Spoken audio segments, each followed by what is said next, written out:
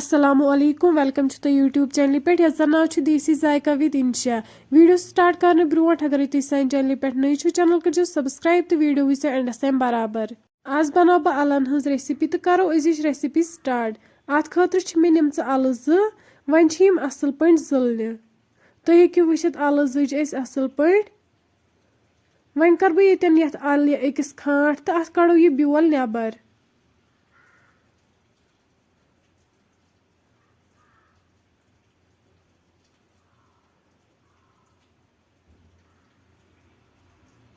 Alan कोड़ ब्योल असल पे तो वन बनाओ लकट लकट पीसेस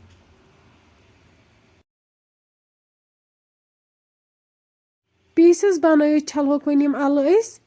यपर नीव प्रेशर कुकर तो अत मज throw 2 cup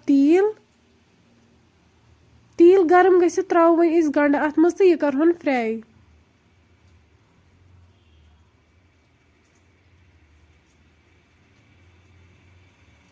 गंड fry गसित throw one अत मज नील मरचांगन यह हल्क फ्राई करुन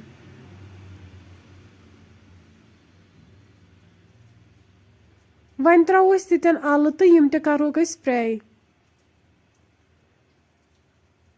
अल तीस कालस फ्राई कर यीस कालस नीम तील वापस दीन वन त्रो तन नुन चमचे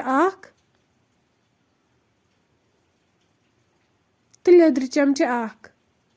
यम असल पे मिक्स कर तुम हेकू वुचित अलो दीत तील वापस तो वन त्रो तन आब गिलास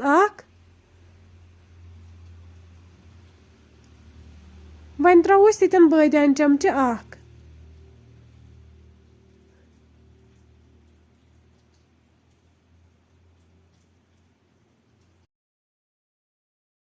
वन थो तन लिड बंद कर तो दिमहो 2 विसल 2 विसल बाद करो चेक यम अल बिल्कुल तैयार